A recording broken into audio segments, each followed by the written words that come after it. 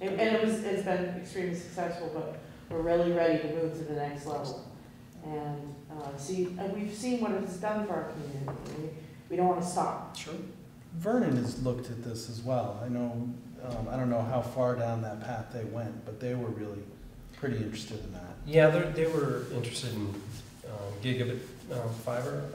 The challenge with Vernon is they have, I think, 94% coverage anyway in broadband, so they're really trying to sort of push the envelope on where they want to be and make a statement that, you know, it's a community that really embraces broadband and what that means. So I'm not sure where they are, but there were, you know, Representative Sibilia helped orchestrate a call, for example, with I think Guilford and Vernon with EC Fiber.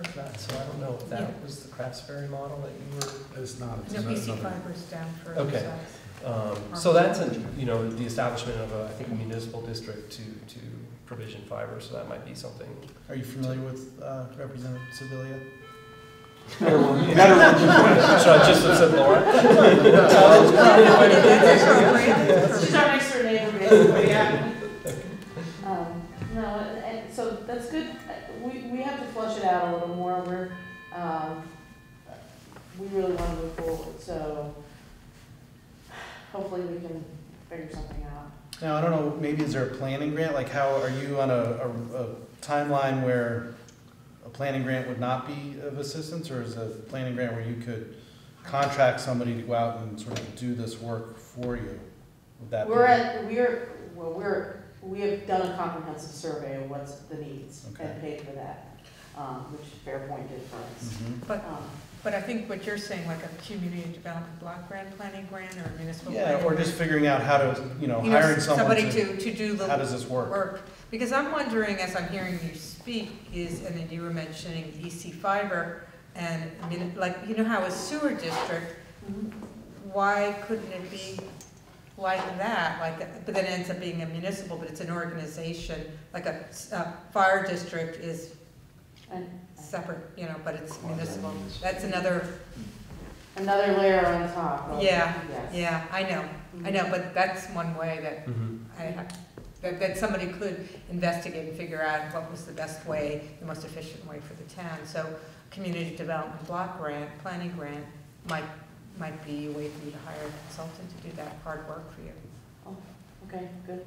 Well, we have the Rural Business Development Grant Program, which benefits small and emerging businesses. So if you needed to figure out a structure, an ownership structure, that's technical assistance, and that grant money can be used for that type of analysis. You just identify small and emerging businesses in the valley that said, yeah, if we had that, we'd really benefit from it, and that's not a hard thing to do there too. So there's different opportunities. The Vermont Community Development Program has a low to moderate income benefit criteria, which you may need or may not out in this region, and the Rural Business Development Grant might be another opportunity. Contractual to give you the information you need to be able to move in a direction that makes sense. I reached out to Ken a few weeks ago after reading an article about the potential for Dover to look at CDBG funding for planning grant. And as he explained it, and I think it came to a good conclusion, that program is not appropriate for what it was. I think it was just for looking at a handicap ramp at for this building. So for that type of program, that's pretty cumbersome to go through for I think a $5,000 to $7,000 ramp. It was probably more because it's there now. I thought Pat was going forward with that. She called me the other day. Oh, well. But we've had small towns. Dummerston did that for a municipal building for handicapped accessibility. It is a cumbersome program, but it does. If you can work your way through it, it's a good source for handicapped accessibility. They have a special amount for handicapped accessibility.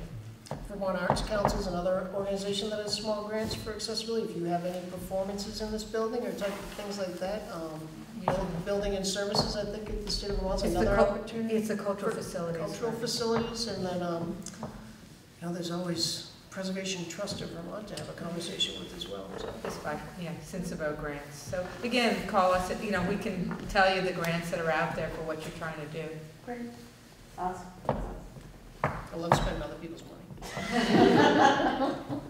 Nothing wrong with that. Although you are the one person in the world I have heard say there is an unlimited resource of funds. Am I quoting you? That is in one particular program, which I must have cursed us because we've spent it and now it's in demand. Really? Wow, congratulations. What program's that? Our community facilities program. It's not a cost to the treasury, so it's something we have a lot of, and then they came up with some models, and it's been drawn down dramatically across the country, which is good. We're doing great projects. So. Any other comments, questions? Yeah, I'll throw something out there. Kind of switching gears a little bit. I like to talk, as you can tell. And maybe Gretchen wants to chime in on this too, but I think you got some challenges and some opportunities in Wilmington. You mentioned a rather large building that's somewhat vacant right now that could probably use some help, but I think you also got some commercial property, like the corner or the Four Corners. And I keep reading about, or been reading lately about what's going on in Bennington with the Putnam Block and obviously what they did in Brattleboro with the Brooks House. Not that I want to wish a fire on anybody, but Wilmington downtown needs some help. And I had a talk with a business owner recently who was complaining about, you had some developers come in, buy up property, get to a certain point and then stop on those developments. And that's taken inventory off, not off the market, but it's taken commercial space out of the market because they're basically sitting vacant. And that's hurt the foot traffic in some other businesses downtown. On top of that, you have an aging business community in Wilmington that I'm sure there's a lot of business owners that don't really have exit strategies that probably need them. And I don't know how you get that word out to help them or to help the developers that have kind of stalled, but I think it's a problem that's kind of flying under the radar, but really should be looked at a little bit. Yeah, the aging businesses, business owners in Wilmington, they don't really want to talk about it. Yeah, I know, but they need to. Right. They need to. But they are the owner of the business, and you can't force them to.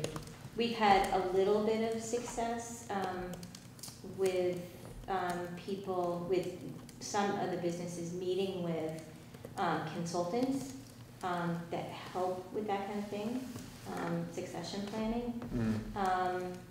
But they really have not pushed to implement.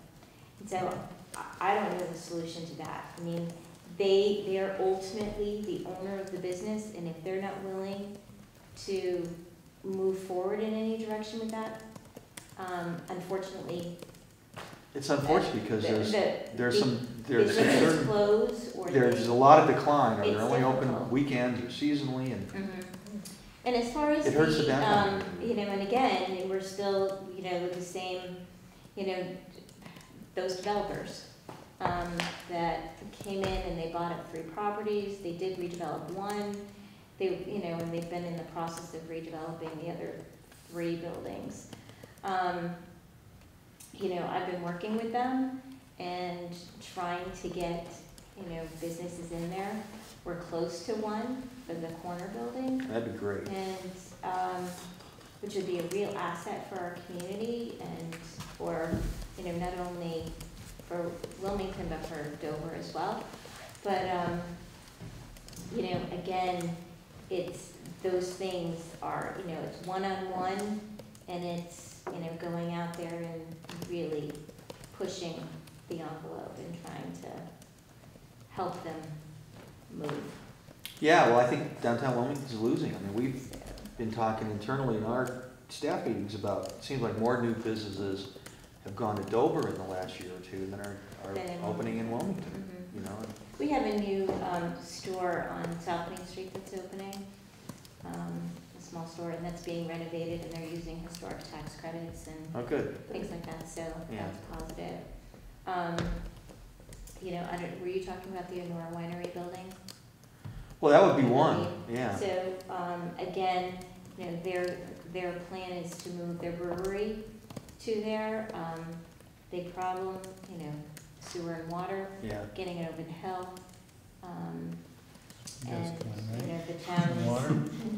If the town wants to come to us. we've talked about that one Make sewers before, over here. so, yeah, I mean, we have a lot of, you know, potential projects, you know, the high school building is another, Yeah, that's the one. that's a big nut. So, there's a lot, but I also feel like we've come a long way. Well, it'll keep you busy for a while, Gretchen. You think? So Randy, I think, and I'll let RT maybe speak this a bit, but I'll tee it up. The succession planning, you know, we're looking at that almost more as a startup, trying to flip the paradigm on that, and say, you know, succession planning isn't about the exit, it's about the entrance. Yeah. And really trying to show the opportunities that are here in Vermont. So some of, you know, our businesses will be challenged with the valuation of real estate versus the business performance. So that's a challenge. That I don't know if we'll be able to have that solution, but for a going concern that is in fact has a marketability, that's some discussions that we've had. We've hosted a couple succession planning meetings in the past year with several folks from the Valley participating in those. They are, I will echo Gretchen's comments that some folks have signed up, called afterwards and said, who else is gonna be there? Because they don't wanna be sitting in a room with people, you know, that are looking and say, oh, you're trying to get out, kind of thing. And we have to change that You have to- that's culture a where mindset. where that's something secret. But you know, I mean, you've seen that attitude, and I think you probably see it in most small towns. They're more worried about competing with their neighbor than competing with a market that they really compete with. And that's a tough thing to overcome. Yeah, I don't know if you want to add. No, I mean, I just, when you mentioned that, I took a note, and, you know, and the note is, I'd like to think about that a bit more from a programmatic perspective, because I'm wondering if there's just a way to sort of creatively, you know, make it not taboo so that they are more willing to talk about it. Yeah, it's tough. You know, maybe it's an idea giveaway or something where people, you know, where we try to convene a way to get people who are interested in having a business, but they don't know exactly what it is that they want to do yet, with a host of ideas of existing businesses. Speed dating. Exactly, speed dating. Well, Which business do you want? and another opportunity, I think, in, you know, I know these resources are tapped, but, you know, holding office hours by, say, either a Vermont Small Business Development Center counselor, so that you're meeting one-on-one and not in a group atmosphere, because, you know, it's personal, it's very personal. Yeah. And it's confidential. You know, there's SCORE, the Service Corps retired executives. I know they're not very active in this region as they used to be, but I'm sure someone from Keene might be interested in holding hours if you had a very defined schedule. Like, could you just come over once a month and set up in the Chamber of Commerce office? Well, that's what we did with the consultant, is it was one-on-one, which was, it had to be one-on-one. They weren't gonna come to Well, the town hall and sit amongst. And these are not one and dones. These are programs. You know, every year, you know, you try, you know, you need to have them set up so that they're reoccurring and not. We tried it, it worked, it didn't work. We didn't want to do it again. And, you know, programs need to be established and just stuck to for that marketing to take a hold of that person and hit them just right. Like, oh, I've been thinking about selling the last 3 months. And what's the fear? Is it different for every single case? And if it is or isn't, can you design an incentive or some sort of program to address that commonality? I don't know a lot about the subject, so. Yeah, you know, like, the majority of the aging business owners in Wilmington were affected by the flood. And there was no help through FEMA, and there was limited free money to help them rebuild. Okay. A lot of them went into a tremendous amount of debt. Okay. Yeah, I And think that that's, was really their retirement. That yeah, was that's how a big part of it. that was how they were Or gonna they get out. tapped the real estate. They And, were, Right. and so Okay. that's a hard one for me. Sure. You know, it's difficult. Yeah. So how do you get out? You gotta just keep working it until, painful. Randy, I guess in response, sort of, I think more of your sentiment the specifics, using the Wilmington. I think you're right, your observations are right, and I think there's an opportunity for some leadership. You know, we've got a new select board seated, we've got a changing town manager in the near future. You know, Wilmington Works and Gretchen and all the effort that's been around rebuilding, there was that motivation to get the rebuilding done. That was hard work, and it happened, but I think, you know, we need a clear vision that everyone's working to now that the rebuilding is done. Yeah, and I it's, think that momentum has definitely ebbed. yeah, and I think it's lacking, and so I look forward to, you know, I think there's, you know, Ann Manwaring was not shy about her interest in the old school and making sure that, you know, there's assets in the community, and the town should be taking specific concerted efforts to maximize the opportunities of those, so hopefully that's coming. Yeah, I hope so too. Because it's something I think about, and you know, a lot of those people Gretchen is talking about are people who helped me get my business successful over the years. I don't want to see them, you know, sort of go out in a bad way.